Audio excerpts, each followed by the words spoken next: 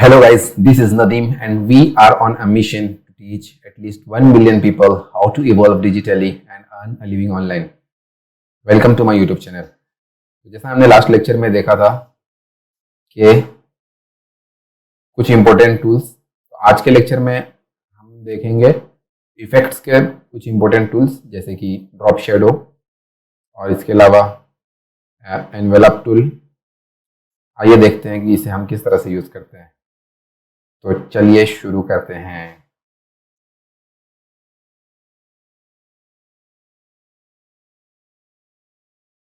तो ये आ गया हम कोरल ड्रॉ के अंदर। कोरल ड्रॉ के अंदर लेफ्ट साइड में हमारे सारे टूल्स में जो थर्ड लास्ट नंबर है ये सारे इफेक्ट्स के टूल्स है। इसको लॉन्ग प्रेस करेंगे तो हमारे पास सारे टूल्स आ जाएंगे। तो सबसे पहला हम देखते हैं शेडो टूल। शेडो टूल क्या होता है? शेडो टूल से अगर मुझे कोई भी चीज़ के ऊपर शेडो अप्लाई करना है तो मैं शेडो अप्लाई कर सकता हूँ। जैसे कि मैंने एक ऑब्जेक्ट लिया, इस ऑब्जेक्ट के अंदर मैं कुछ कलर फिल कर रहा हूँ। अब इस ऑब्जेक्ट का मुझे शेडो क्रिएट करना है। तो शेडो एक्चुअली क्रिएट कैसा होता है? शेडो लाइट से क्रिएट होता है। अब लाइट किस तरफ से आ रहा है तो उसके अपोजिट साइड में शेडो क्रिएट होगा। तो हम सबसे पहले लेते हैं शेडो टूल। शेडो टूल लिया हमने। यहाँ पे देखेंगे, यहाँ पे कुछ बहुत सारे प्रीसेट ऑप्शंस दिए हुए हैं कि आपको किस तरह से शेडो रखना है। Flat top right. Flat top right means top और राइट साइड में आपको शेडो आएगा। तो ये हम जो प्रीसेट्स दिए हुए हैं, कस्टम प्रीसेट्स दिए हुए हैं वो यूज़ कर सकते हैं। इसके अलावा हम कस्टम भी खुद से भी बना सकते हैं। एक एक करके देखते हैं। मोस्टली हम जो शेडो यूज़ करते हैं वो इस तरह से यूज़ करते हैं। तो ये हमारा शेडो इंटरनल शेडो आ गया। क्यों इंटरनल शेडो आ गया? क्योंकि हमने इंटरनल शेडो यहाँ पे सेलेक्ट करके रखा है। मुझे चाहिए एक्सटर्नल शेडो, तो मैं इसके ऊपर क्लिक करूंगा तो मुझे ये एक्सटर्नल शेडो मिल जाएगा। आइए एक एक करके ऑप्शन देखते हैं कि हमारे पास इंटरनल शेडो में ये और क्या क्या ऑप्शन है। तो सबसे पहला जो है यहाँ पे ये है, आपको मोड कौन सा रखना है। नॉर्मल मोड रखना है, ये ज़्यादा कुछ फर्क नहीं आता। अगर आपके पास एक से ज़्यादा लेयर्स हैं तो इसमें फ़र्क दिखेगा आपको। तो सिंगल लेयर के ऊपर अगर आप काम कर रहे हैं आप तो इसमें कुछ फ़र्क नहीं दिखेगा कि शेडो में क्या चेंजेस आ रहे हैं। ठीक है, तो इसे हम नॉर्मल पे ही रहने देते हैं। अब शेडो आपको कौन से कलर का लेना है वो कलर भी यहाँ से हम चूज़ कर सकते हैं। अगर मैं पर्पल कलर लूँ या फिर कोई भी दूसरा कलर लूँ, उस तरह का शेडो, उस कलर का शेडो आएगा। ठीक है, अब उसके आगे देख लेते हैं हम क्या है। ये है ट्रांसपेरेंसी, मीन्स आपका शेडो कितना ट्रांसपेरेंट होगा। तो इसका मतलब क्या? आइए हम डिटेल में समझते हैं क्या मतलब होगा इसका। जैसे मैं शेडो का कुछ अलग कलर ले लेता हूँ। हम कलर ले लेते हैं ऑरेंज कलर। ठीक है, अब ये शेडो जो है हमारा, इसको हम थोड़ा ज़्यादा ओपेक कर देते हैं 80%। और ये जो इसके आगे जो ऑप्शन है ये है फेदरिंग। फेदरिंग मीन्स आपका जो शेडो है वो कितना जल्दी फ्रॉम डार्क टू लाइट, मतलब शेडो कैसा होता है कि जितना आपसे दूर रहेगा ऑब्जेक्ट मीन्स आपका शेडो, उतना लाइट रहेगा शेडो। तो यही है फेदरिंग। जैसे कि आप देख रहे हैं कि जहाँ से शेडो चालू हो रहा है वहाँ पे एकदम लाइट है, फिर धीरे धीरे धीरे धीरे नज़दीक आते आते डार्क हो गया है। तो इस चीज़ को है ना, ये जो इंटेंसिटी धीरे धीरे तेज हो रहा है शेडो, इसकी इंटेंसिटी तेज हो रही है, उसे हम फेदरिंग कहते हैं। फेदरिंग का वैल्यू हम यहाँ से अप डाउन कर सकते हैं। फॉर एग्जांपल मैंने ज़्यादा कर दिया फेदरिंग की वैल्यू, तो ये मेरा शेडो का फेदरिंग यहाँ तक आ गया है। देखिए ये पोर्शन तक आ गया। अगर मैं इसे कम रखना चाहूँ कम रहेगा। और ये है ओपेसिटी और ट्रांसपेरेंसी। अगर इसकी वैल्यू जितना बढ़ाऊंगा मैं उतना ये ओपेक होता जाएगा, मीन्स ट्रांसपेरेंसी कम होती जाएगी इसकी जल्दी। जितना ज़्यादा मैं ओपेसिटी बढ़ा दूंगा उतना ज़्यादा ये ओपेक होता जाएगा, ट्रांसपेरेंस कम होता जाएगा। और जितना कम मैं करूँगा इसका वैल्यू उतना हल्का शेडो आएगा मेरा। ठीक है, क्लियर हो गया? तो ये है ट्रांसपेरेंसी। जैसे देखो यहाँ पे मुझे एकदम एक्चुअल ब्लैक दिख रहा है। अगर मैं इसके नीचे कोई दूसरा कलर ले लेता हूँ, येलो कलर ले लेता हूँ, हाँ अब अब देखिए आपको समझ में आएगा अच्छी तरह से। यहाँ पे मुझे येलो एकदम साफ तौर पे नज़र आ रहा है। धीरे धीरे जैसे जैसे ये अंदर गया वैसे वैसे ये डिम हो गया और जाके ये अंदर गुम हो गया, गायब हो गया। तो ये है ट्रांसपेरेंसी। ठीक है, अब ड्रॉप शेडो में और क्या क्या चीज़ है। तो अगर आपको, ये तो कोरल के अंदर एक ऑब्जेक्ट बनाया था मैंने, उसका ड्रॉप शेडो दिया है। अगर फॉर एग्जांपल मैं बाहर से कोई इमेज लेके आता हूँ, ठीक है, मैं ये लोगो का इमेज ले लेता हूँ, इसे लेके आता हूँ, इसके ऊपर भी हम शेडो अप्लाई कर सकते हैं। आई मीन जेपीजी या पीएनजी कोई चीज़ है ऐसा आपके पास, उसके ऊपर भी आप शेडो अप्लाई कर सकते हैं। देखिए जैसे कि मैंने ये जेपीजी इमेज के ऊपर अप्लाई किया है। अगर इसके अलावा आपको पीएनजी इमेज के ऊपर अप्लाई करना है तो पीएनजी इमेज के ऊपर भी अप्लाई कर सकते हैं। इसके अलावा टेक्स्ट के ऊपर अगर आपको शेडो अप्लाई करना है तो फिर फॉर एग्जांपल मैं यहाँ पे लिखता हूँ कोरल, और इस चीज़ के ऊपर मैं अप्लाई करना चाहता हूँ शेडो। ठीक है, तो मैं शेडो टूल लूँगा। अब आपका जो प्रीसेट है वो भी यूज़ कर सकते हैं, मैं प्रीफर नहीं करता हूँ प्रीसेट यूज़ करना, मैं खुद से ही यूज़ कर रहा हूँ। ठीक है, तो इस तरह से मैंने शेडो क्रिएट किया और देखिए ये इस तरह से कुछ शेडो आ गया मेरा। यहाँ पे प्रीसेट भी यूज़ कर सकते हैं। फ्लैट बॉटम राइट में अगर यूज़ करता हूँ तो इस तरह से मेरा शेडो आ गया है, तो इसको एडजस्ट करना पड़ेगा मुझे इसके हिसाब से। तो ये कुछ शेडो मेरा क्रिएट हो गया। तो आप टेक्स्ट के ऊपर भी अप्लाई कर सकते हैं, हर एक चीज़ के ऊपर शेडो अप्लाई कर सकते हैं। यहाँ से आप कंट्रोल कर सकते हैं हर एक चीज़ को। अब हमारे पास शेडो दो तरह का होता है, तो एक तो ये है आउटर शेडो और एक इनर शेडो भी होता है। आइए देखते हैं इनर शेडो किसे कहते हैं। अगर फॉर एग्जांपल मैंने कोई एक ऑब्जेक्ट क्रिएट किया है, अब इसके अंदर साइड में मुझे शेडो चाहिए, क्योंकि अभी तक हमने जो देखा था वो ऑब्जेक्ट के बाहर साइड में शेडो आ रहा था। जो ऑब्जेक्ट के इनसाइड में कोई क्लोज ऑब्जेक्ट है, तो उस क्लोज ऑब्जेक्ट के अंदर मुझे शेडो चाहिए, तो उसके लिए क्या करना होगा, तो मैं ड्रॉप शेडो टूल लूंगा और इनर शेडो टूल लूंगा और इसके अंदर मैं शेडो देना चाह रहा हूँ। देखो आपका अंदर साइड में शेडो आ गया है।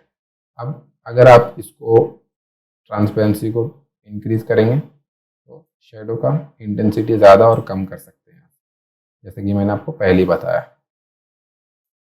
ठीक है, कलर भी शेडो का चेंज कर सकते हैं हम, कोई दूसरा कलर चेंज करना है।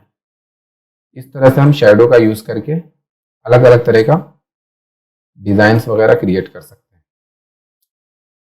ठीक है, अगर मुझे इसका आउटलाइन हटाना है तो आउटलाइन इस तरह से हट जाएगा। ये इस तरह का कुछ क्रिएट हो गया। आइए नेक्स्ट टूल देखते हैं। ये टूल खत्म हो गया, इसमें कुछ बच तो नहीं गया, नहीं बचा। चलो नेक्स्ट टूल देखते हैं। नेक्स्ट टूल में हमारे पास है कंटूर टूल। कंटूर का मीनिंग क्या होता है, सबसे पहले ये समझना जरूरी है। तो कंटूर जो मीनिंग होता है इसका, ये बाउंड्री के बाहर एक और बाउंड्री, जैसे हम कहते हैं ना, तो फेंसिंग हम करते हैं ना, तो फेंस करते हैं तो कभी एक ही फेंस चारों तरफ कोई चीज के बाउंड्री फेंसिंग करते हैं, तो एक फेंस काफी होता है। कभी कभी हम डबल फेंस भी करते हैं, कभी कभी हम ज्यादा सेफ्टी के लिए ट्रिपल फेंस भी करते हैं, तो उसी चीज को हम कंटूरिंग कहते हैं। आपको समझ में आ गया होगा। आइए हम देखते हैं कि कंटूरिंग किसे कहते हैं। तो मैं एक ऑब्जेक्ट ले लेता हूँ यहाँ पे, इस तरह का कुछ पेंटागन। अब मुझे इसका कंटूरिंग करना है, तो मेरा ये समझ लीजिए एक प्लॉट है। अब इस एरिया के बाहर साइड में मुझे एक और बाउंड्री चाहिए, तो मैं यहाँ पे कंटूर टूल लूंगा। कंटूर टूल लेने के बाद अगर मुझे कहाँ पे चाहिए, तो यहाँ पे तीन ऑप्शन है, centre, out, inside contour, outside contour. तो मुझे आउटसाइड चाहिए। आउटसाइड जैसे मैंने प्रेस किया, यहाँ पे एक और इसका बाउंड्री बन गया है। अब वो कितने दूरी पे बना है, 2 mm की दूरी पे बना है। कितना बाउंड्री बना है, सिर्फ एक ही कंटूर बना है। इसे मैं अगर 4 mm कर देता हूँ, तो ये 4 mm की दूरी पे चारों तरफ से एक बाउंड्री बन जाएगी। अगर मुझे 2 कंटूर चाहिए तो 4 mm पे 2 कंटूर आ जाएगा। ठीक है, क्लियर है। ये आउटसाइड कंटूर में मेरा ऑब्जेक्ट के बाहर की तरफ कंटूर बनेगा, और अगर मैं इनसाइड कंटूर करूंगा यही इनसाइड अंदर की तरफ बनेगा। ठीक है, अब यहाँ पे कुछ और ऑप्शंस है, ये उतना यूज में तो आता नहीं है लेकिन यूज कर सकते हैं। जैसे अगर आपको कंटूर का कलर रखना है तो एक्चुअली कलर के क्लास में मैं और डिटेल में बताऊंगा ये क्लॉकवाइज, काउंटर क्लॉकवाइज और लीनियर कलर क्या होता है। यहाँ पे कुछ कॉर्नर्स है, कॉर्नर्स आपको राउंड रखने हैं या फिर कैसे रखने हैं तो वो भी कंट्रोल कर सकते हैं, लेकिन यहाँ पे मेरे ख्याल से कुछ यूज का नहीं है, ये उतना कुछ इम्पोर्टेंट का नहीं है, इम्पोर्टेंट नहीं है। अभी आउटलाइन आपको कौन सा कलर का रखना है तो ये भी कंट्रोल कर सकते हैं। यहाँ से मैं ब्लैक ही रहने देता हूँ। फिर कलर का फिल भी चेंज कर सकते हैं आप। तो जैसे मैं इसके अंदर कोई कलर फिल करूंगा, देखिए कलर फिल करूंगा तो ये इस तरह से कलर फिल होगा। इसी में वो क्लॉकवाइज जो कलर का ऑप्शन है ना, क्लॉकवाइज एंटी क्लॉकवाइज, वो इसी में यूज में आता है कि ये कलर किस तरह से चेंजेस होंगे। जैसे मैंने यहाँ पे व्हाइट किया है तो ये धीरे धीरे रेड की तरफ जा रहा है, तो ये वही चीज़ है, वो उतना इम्पोर्टेंट नहीं है। लेकिन फिर भी मैं आपको जब कलर क्लास बताऊंगा तो काउंटर क्लॉकवाइज और क्लॉकवाइज क्या होता है वो डिटेल में एक्सप्लेन कर दूंगा। एक्चुअली कलर कलर का जो व्हील होता है उसमें अगर कलर के व्हील में मैं क्लॉकवाइज की तरफ जाऊं तो क्लॉकवाइज में जिस तरह से कलर के चेंजेस आते जाएंगे तो क्लॉकवाइज कहते हैं, और counter clockwise means anti clockwise में अगर मूव करूंगा कलर व्हील के अंदर तो किस तरह से कलर चेंज होगा उसको हम काउंटर क्लॉकवाइज कहते हैं। तो जैसे व्हाइट के बाद ये कुछ पिंक, हल्का पिंकिश कलर है, उसके बाद रेड है, तो ये क्लॉकवाइज ऑप्शन था हमारा, है ना। लीनियर कंटूर था इसलिए लीनियर में इस तरह से आया। क्लॉकवाइज कर दूंगा तो मेरा सबसे पहले व्हाइट, फिर उसके बाद ब्लू कलर आता है कलर व्हील के अंदर, फिर रेड कलर आता है, इसलिए ऐसा बता रहा है। काउंटर क्लॉकवाइज करेंगे तो इसका उल्टा हो जाएगा, बल्कि वही सेम ही आ रहा है। अगर एक से 4-5 कलर होते हैं इसके अंदर तो कलर चेंजेस होते थे। तो वैसे इसका कुछ ज़्यादा इंपॉर्टेंस है नहीं, लेकिन फिर भी मैंने आपको थोड़ा एक्सप्लेन कर दिया कि आपको बेसिक नॉलेज होना चाहिए कि किस तरह से ये वर्क करता है। उसके बाद यहाँ पे जो ऑप्शन है ये नया ऑप्शन है, ऑब्जेक्ट एंड कलर एक्सीलरेशन। नहीं, पहले भी था ये ऑप्शन, ये उतना इंपॉर्टेंट नहीं है। इसके अंदर जो कलर चेंजेस हो रहे हैं वो कितना तेजी से चेंज हो रहा है वो यहाँ से कंट्रोल करते हैं, ये भी कुछ इंपॉर्टेंट नहीं है, तो इसे भी इग्नोर कर सकते हैं आप। अब यहाँ पे एक ऑप्शन है क्लियर कंटूर। अगर आपने कंटूर का इफेक्ट कोई चीज के ऊपर लगा दिया है, अब उसको मुझे क्लियर करना है, यहाँ से हम क्लियर कर सकते हैं। ये क्लियर हो गया। मैं इसके अंदर का कलर फिल निकाल देता हूँ और इसे डिलीट कर देता हूँ सबसे पहले। अब मैं चाहता हूँ क्या कि मैं एक कोई बैनर डिजाइन करना चाहता हूँ, ठीक है, फेसबुक का बैनर डिजाइन करना चाहता हूँ। तो मैंने ये एक आउटलाइन ले लिया, इतना साइज ले लिया, ये तो कुछ तो 200 mm बाय 70 mm का मैंने एक बैनर का साइज ले लिया।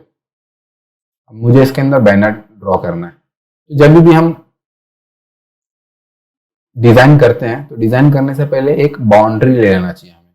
वो बाउंड्री किस लिए लेना चाहिए, ताकि जब भी मैं डिजाइन करूं तो मेरा जो इंपॉर्टेंट मैटर्स है वो मेरा एक इस, ये तो एक्चुअल साइज है मेरा जो भी बैनर है उसका, लेकिन जो मेरा टेक्स्ट वगैरह है या इमेज वगैरह है वो मैं कितना कट कर सकता हूँ, या फिर अगर मैं समझ लीजिए फेसबुक के ऊपर या फिर कहीं पे भी कोई भी वेबसाइट के ऊपर अपलोड किया तो हो सकता है कि मेरा कुछ पिक्सल्स कट जाए, तो वो मार्जिन लेके चलना होता है हमें। या फिर फिजिकल भी अगर बैनर प्रिंट कराते हैं हम तो हो सकता है कि एक्चुअल जब हम उसको यूज करने जाए तो कटिंग में मेरा कुछ पोर्शन चले जाए, तो उसे किस तरह से एलिमिनेट करना है। तो सबसे पहले हम लेंगे कंटूर।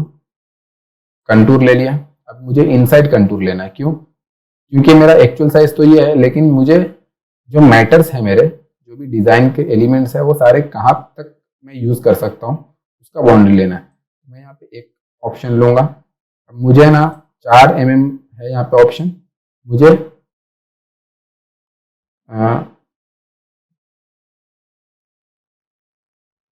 25 mm का 1 इंच होता है। अगर आप प्रिंटिंग के लिए ले रहे हैं तो आधा इंच आपको लेना है, मतलब 12 mm तक का लेना है अगर आप प्रिंटिंग के लिए कहीं पे यूज करने जा रहे हैं। तो अगर आप बैनर के लिए यूज कर रहे हैं तो बैनर के लिए आप पिक्सल ले लीजिए, और पिक्सल में आपको कितना पिक्सल का मार्जिन रखना है, तो आपको एटलीस्ट 50 पिक्सल का या 20 से ऊपर पिक्सल का कुछ मार्जिन रखना है। तो मैं यहाँ पे 20 पिक्सल का एक मार्जिन ले लेता हूँ, 50 पिक्सल का ही लेते हैं हम। 49 पिक्सल का मैंने एक मार्जिन ले लिया। तो आप ये अपने हिसाब से भी आप ले सकते हैं, लेकिन प्रिंटिंग में याद रखिएगा आपकी प्रिंटिंग में आपको आधा इंच, हाफ इंच चारों तरफ से मार्जिन रखना है, ताकि आपका कभी भी कटिंग हो, प्रिंटिंग होने के बाद बैनर वगैरह या फिर कोई भी चीज़, जो भी बैनर है वो बैनर में तो बड़ा साइज, या फिर विजिटिंग कार्ड है तो विजिटिंग कार्ड में आपको एटलीस्ट 5 to 10 mm आपको रखना है। 5 mm एटलीस्ट 5 to 10 mm के बीच में आपको मार्जिन रखना है, जो कटिंग में जाने का खदशा रहता है, डर रहता है। तो ये चीज़ आप ध्यान में रखिएगा। तो ये था कंटूर टूल। कंटूर टूल में एक सेंटर कंटूर भी है, ये उतना यूज में तो आता नहीं है। और इनसाइड कंटूर और आउटसाइड कंटूर, ये हम मोस्टली बाउंड्रीज लेने के लिए, जब भी हम आर्टवर्क काम करना चालू करते हैं तो ये बाउंड्री लेने के लिए हम यूज करते हैं। ठीक है, आइए नेक्स्ट टूल देखते हैं। नेक्स्ट टूल कौन सा है? हमारा नेक्स्ट टूल है इसमें ब्लेंड टूल। अच्छा, ब्लेंड टूल क्या टूल है? तो हम एक या एक से ज्यादा ऑब्जेक्ट को आपस में ब्लेंड करने के लिए ब्लेंड टूल यूज करते हैं। फॉर एग्जाम्पल, मैंने एक सर्कल बनाया है, इसके अंदर कलर फिल कर रहा हूं। अब इसका एक और कॉपी लिया मैंने और इसमें ग्रीन कलर फिल किया। मुझे इसको ब्लेंड करना है, इस दोनों चीज को आपस में ब्लेंड करना है। तो मैं यहाँ से ब्लेंड टूल लूंगा और ये दोनों को सिलेक्ट कर दूंगा, यहाँ पे ये आपस में ब्लेंड हो जाएगा। ठीक है, फ्रॉम ग्रीन टू ब्लू की तरफ से ब्लेंड हो गया ये। अब अगर इसका आउटलाइन मैं निकाल दूं और इसका भी आउटलाइन निकाल दूं, ये देखिए आपको पता ही नहीं चलेगा कि है क्या ये। ठीक है, तो हम क्या करते हैं, इसमें एक और चीज़ डाल देते हैं ताकि ये डिस्टिंक्ट दिखाई दे। एक मोती का शक्ल मैं बना रहा हूँ, बीड्स। अब ये तो आपस में ब्लेंड हो गया। ब्लेंड टूल कहाँ पे यूज हो सकता है? जैसे बैकग्राउंड वगैरह कभी क्रिएट करना हो तो आप ब्लेंड टूल यूज कर सकते हैं इस तरह का। मैं इसका एक कॉपी छोटा सा अंदर की तरफ ले लेता हूँ। ठीक है, इसमें मैंने व्हाइट कलर किया, बाहर वाले में मैंने ब्लू कलर किया। ये दोनों को आपस में ब्लेंड कर देते हैं हम। पहले तो इसका आउटलाइन निकाल लेते हैं। ये इंपॉर्टेंट टूल है, ये आपको ध्यान से रखना है और प्रैक्टिस भी करना है आपको एक बार। इसका मैं थोड़ा सा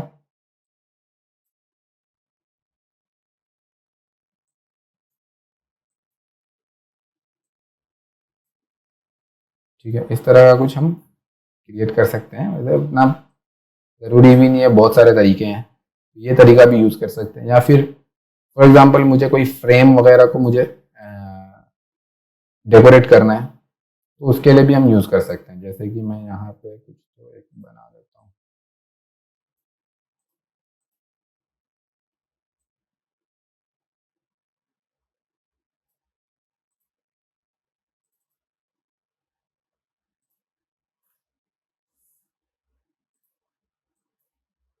ठीक है, मैंने यहाँ पे एक नेकलेस टाइप का कुछ बनाया है। अभी मैं ये बीड्स को है ना इसके अंदर एडजस्ट करना चाह रहा हूँ। बहुत ज़्यादा वैल्यू हो गया है, 50 के आसपास रखते हैं। अब यहाँ पे मैं जैसे ही ये ऑप्शन के पास क्लिक करूँगा, यहाँ पे न्यू पाथ आएगा। मैं इस पाथ के इसको एक पाथ देना चाहता हूँ, तो यहाँ पे मैंने इसका पाथ दे दिया, लेकिन अभी भी बहुत ज़्यादा ही आ रहा है। हम इसका वैल्यू यहाँ से कम कर लेते हैं, 30 रखते हैं। तो देख रहे हैं आप किस तरह से ये एक बीड्स का शक्ल आ गया है। तो हम इस तरह से इसको यूज कर सकते हैं। समझ गए आप? इसको किसी भी शेप के अंदर पहना सकते हैं, मतलब आप समझ गए होंगे। चलिए नेक्स्ट टूल देखते हैं। इसके बाद नेक्स्ट टूल कौन सा टूल है? Envelope tool. एनवेलप टूल क्या है? एनवेलप टूल से हम किसी भी पर्सपेक्टिव में कोई भी डिजाइन को हम रख सकते हैं, क्योंकि जब भी हम कोई भी चीज 3D में देखते हैं, 2D जैसे 3D में बहुत सारे पर्सपेक्टिव होते हैं, जब हम किसी 3D चीज को 2D के अंदर रिप्रेजेंट करते हैं तो हमारे पास 3 से 4 पर्सपेक्टिव आता है। एक होता है top view, right hand side view, left hand side view और फ्रंट व्यू। ये 4 पर्सपेक्टिव है। हम किसी भी चीज को अगर पर्सपेक्टिव में डालना चाहें, क्योंकि ये हम अभी यूज कर रहे हैं 2D, क्योंकि मेरे पास हमारे स्क्रीन का डायमेंशन 2 ही है, एक लेंथ है और ब्रीथ है। हम इस 2D डायमेंशन में 3D चीज को रिप्रेजेंट करना चाह रहे हैं तो उसके लिए हम एनवेलप टूल यूज कर सकते हैं। इसके अलावा बहुत सारी चीज के लिए भी एनवेलप टूल यूज कर सकते हैं, जैसे कि मुझे इस टाइप में टेक्स्ट लिखना है कोई भी। अब मैं आई लव माई इंडिया, मैंने ये टेक्स्ट लिखा। अब मैं क्या करना चाह रहा हूं, इस टेक्स्ट को इसके इस इलिप्स के जैसा पर्सपेक्टिव में मैं ढालना चाह रहा हूँ। मैं लूंगा पर्सपेक्टिव टूल। सबसे पहले पर्सपेक्टिव टूल लेने के बाद मैं इसके नोट्स को डिलीट कर देता हूँ, जो नोट्स की मुझे ज़रूरत नहीं है, और उसके बाद मैं इसे कर्व करना चालू करता हूँ। ठीक है, समझ गए आप किस तरह से यूज़ करना है इसे? मेरे ख्याल से अभी आपको थोड़ा थोड़ा आइडिया हो रहा होगा कि इसे किस तरह से यूज़ कर सकते हैं हम। समझ गए? अब जैसे ही मैंने इसका पर्सपेक्टिव चेंज कर दिया, मैं इसको डिलीट कर दूंगा। इस तरह से हम इसको यूज़ कर सकते हैं। इसके अलावा जैसे मैंने आपको बताया कि पर्सपेक्टिव, तो जैसे कि कोई अगर बॉक्स वगैरह कुछ डिज़ाइन कर रहे हैं हम, तो इसके अंदर अलग अलग पर्सपेक्टिव होता है। ये था हमारा फ्रंट व्यू। अभी जो मैं बना रहा हूँ ये है राइट हैंड साइड व्यू, क्योंकि राइट हैंड साइड से दिख रहा है। और ये जो व्यू बनाऊंगा मैं, ये टॉप व्यू रहेगा। ठीक है, ये टॉप व्यू है। मैंने एक ये बॉक्स डिजाइन किया। इसके अंदर मुझे कोई चीज, जैसे किसी इमेज को भी अगर आपको प्लेस करना है तो इमेज भी प्लेस कर सकते हैं। मैं यहाँ पे बताना चाह रहा हूँ लगेज,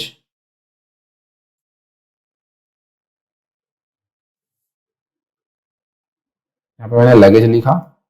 अब इस चीज को मैं इसके टॉप के साइड में, जैसे टॉप टॉप व्यू में इसको पर्सपेक्टिव में चेंज करना चाह रहा हूँ, क्योंकि अभी ये लगेज जो है फ्रंट के पर्सपेक्टिव में। तो इसके लिए मैं क्या करूँगा, मैं सबसे पहले यहाँ पे लेके आऊँगा इसको, तो थोड़ा रोटेट करके इसके हिसाब से सेट कर दूंगा।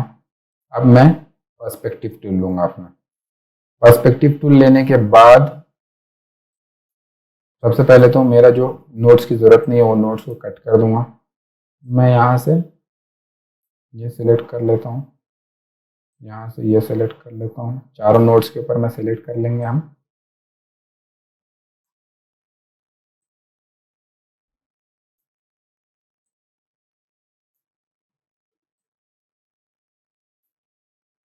ठीक हो गया।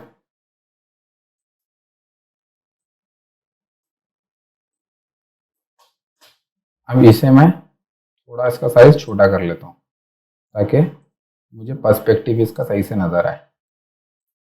देखिए आप, एकदम टॉप व्यू में दिख रहा है।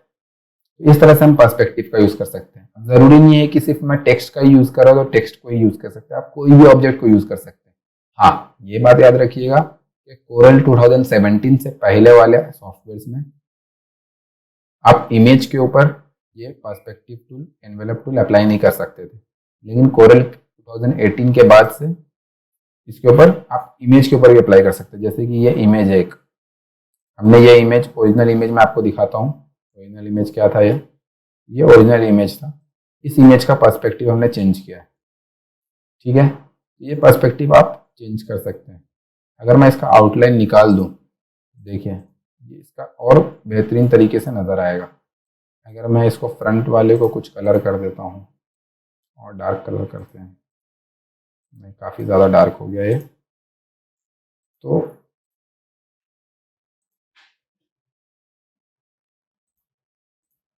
ठीक है। इस तरह का कुछ पर्सपेक्टिव में हम चेंज कर सकते हैं एनवेलप टूल की मदद से। एनवेलप टूल में और क्या क्या चीज़ें आती हैं, यहाँ पे कुछ ऑप्शन है, फ्री हैंड, रेक्टेंगल, तो हमेशा रेक्टेंगल ही रखें, क्योंकि ये क्या कह रहा है, इसका कहने का मतलब ये है, ये जो हम सेलेक्ट करते हैं तो ये रेक्टेंगुलर शेप में हम सेलेक्ट करते हैं ना, तो उसको फ्री हैंड अगर कर देंगे तो फिर वो कंट्रोल आपका सही नहीं रहता है। फ्री हैंड में भी यूज़ करके देख सकते हैं आप।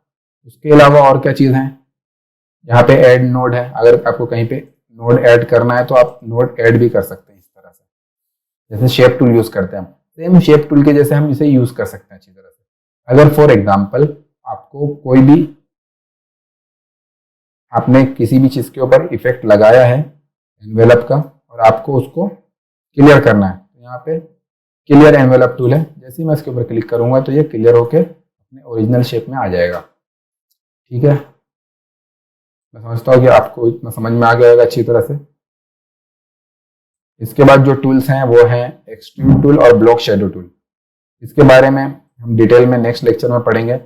आपसे रिक्वेस्ट है कि आप सारे टूल्स के ऊपर जो आज मैंने बताया है इफेक्ट्स टूल के ऊपर प्रैक्टिस करें अच्छी तरह से, और कोई भी डाउट हो तो कमेंट करें और फेसबुक ग्रुप ज्वाइन कर लें और इस चैनल को सब्सक्राइब कर लें। इस वीडियो को लाइक करें, शेयर करें अपने दोस्तों के साथ। अपना खूब ख्याल रखें। Take care, bye.